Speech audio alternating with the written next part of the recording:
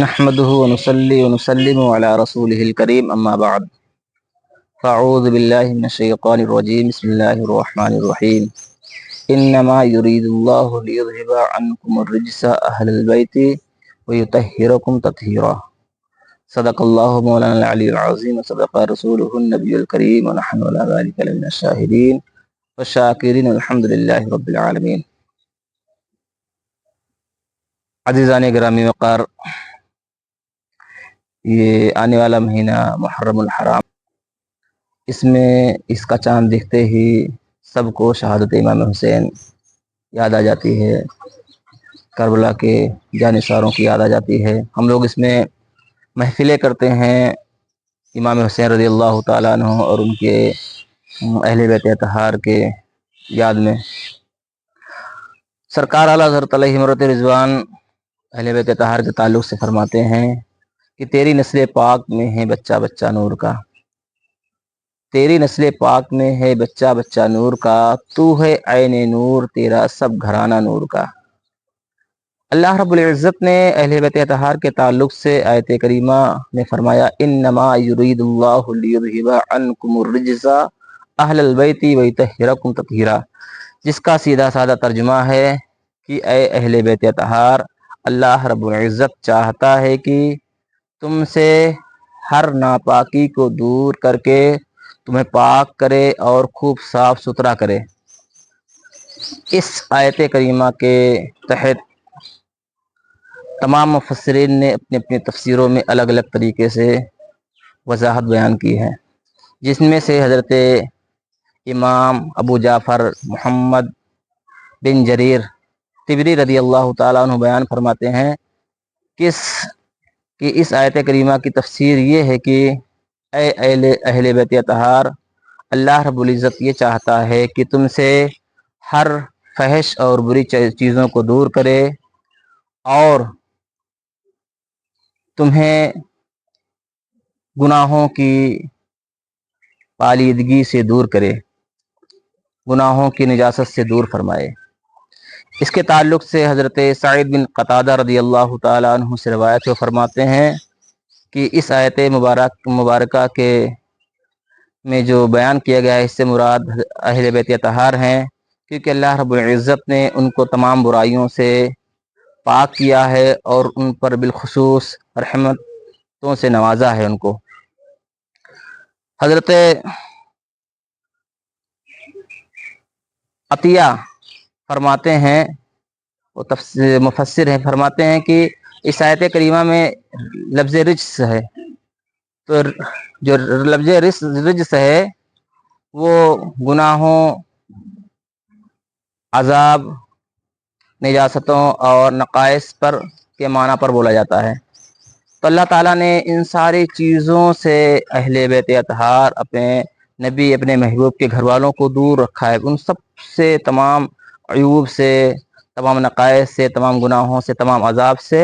اہل بیت اطہار کو محفوظ فرمایا ہے۔ اس آیت کریمہ کی تفسیر میں یہ اہل بیت اطہار، یہ جو آیت کریمہ ہے کہ اہل بیت اطہار، اللہ رب العزت نے تمہیں تمام ناپاکیوں سے، تمام برائیوں سے محفوظ رکھا ہے۔ اللہ تعالیٰ چاہتا ہی ہے کہ تم تمام ناپاکیوں سے، تمام برائیوں سے دور رہو اور خوب پاک صاف و ستھرا فرما دے اللہ تعالیٰ۔ تو خازن اور بہت سارے دوسرے مفسرین فرماتے ہیں کہ اس آیت کریمہ کے تعلق سے کہ بعض صحابہ اس آیت مبارک میں جو اہل بیت اطہار ہیں اس سے بعض صحابہ اہل بیت اطہار سے الگ مراد لیتے ہیں، بعض صحابہ الگ لیتے ہیں، جن میں سے حضرت سعید بن خدری رضی اللہ تعالیٰ عنہ فرماتے ہیں کہ اس آیت کریمہ سے مراد پنجتن پاک ہیں۔ ان میں سے تابعی ہیں جو حضرت مجاہد اور حضرت قتادہ رضی اللہ تعالیٰ عنہ، ان کا موقف یہ ہے کہ اس آیت کریمہ میں جو اہل بیت اطہار ہے ان سے مراد ہیں اہل عبا، یعنی حضرت نبی کریم صلی اللہ علیہ وسلم، حضرت مولا علی کرم اللہ وجہ الکریم، حضرت سیدہ فاطمۃ الزہرا رضی اللہ تعالیٰ عنہ، اور حضرت سیدنا امام حسن رضی اللہ تعالیٰ عنہ، حضرت سیدنا امام حسین رضی اللہ تعالیٰ عنہ۔ اور کچھ صحابہ فرماتے ہیں کہ اس آیت کریمہ میں جو اہل ہیں اس سے مراد ازواج مطہرات ہیں۔ ان میں سے حضرت عبداللہ ابن عباس رضی اللہ تعالیٰ عنہ ہیں، اور ایک تابعی حضرت اکرمہ رضی اللہ تعالیٰ عنہ۔ ان کا موقف یہ ہے کہ اس آیت کریمہ میں جو اہل بیت ہے، آل ہیں، تو اس سے مراد یہ ہے نبی کریم صلی اللہ علیہ وسلم کے ازواج، لیکن دونوں اپنی اپنی دلیلیں دیتے ہیں۔ جو لوگ فرماتے ہیں کہ جیسے حضرت عبداللہ بن عباس رضی اللہ تعالیٰ عنہ اور حضرت اکرمہ رضی اللہ تعالیٰ عنہ فرماتے ہیں کہ اس سے پہلے جو 7 آیتیں ہیں اس میں ازواج نبی صلی اللہ علیہ وسلم کے تعلق سے بیان ہے، تو بیچ میں کون سا ایسا لفظ آ جائے گا جس سے ازواج نبی صلی اللہ علیہ وسلم خارج ہو جائیں گے؟ لیکن جو اس کا جواب دیتے ہیں جو لوگ اہل وبا یعنی پنجتن پاک مانتے ہیں اہل بیت سے، وہ یہ فرماتے ہیں کہ یہ جملے معترضہ ہے جو کلام عرب میں عام ہے، اور متعدد اور صحیح روایتوں سے پتہ چلتا ہے کہ ایک مرتبہ نبی کریم صلی اللہ علیہ وسلم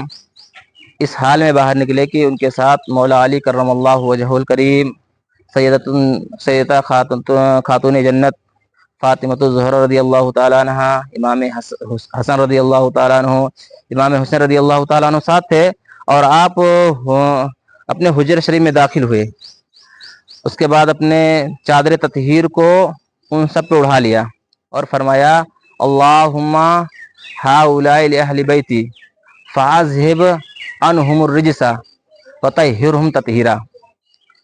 ایک روایت میں ہے کہ نبی کریم صلی اللہ علیہ وسلم نے اپنے چادر تطہیر کو پنجتن پاک کے اوپر اڑایا، یعنی خود تھے امام علی مقام حضرت امام حسین، امام حسن، سیدہ خاتون جنت فاطمہ الزہرا رضی اللہ تعالیٰ عنہ اور حضرت مولا علی کرم اللہ وجہ الکریم، یہ 5 حضرات تھے۔ اس چادر کو، اپنی چادر تطہیر کو سب پر اڑا دیا اور فرمایا، اس آیت کریمہ کو پڑھا، انما یرید اللہ لیذھب عنکم الرجس اہل البیت ویطہرکم تطہیرا۔ یہ پتہ چلتا ہے۔ اور اچھا، جب یہ ہوا تو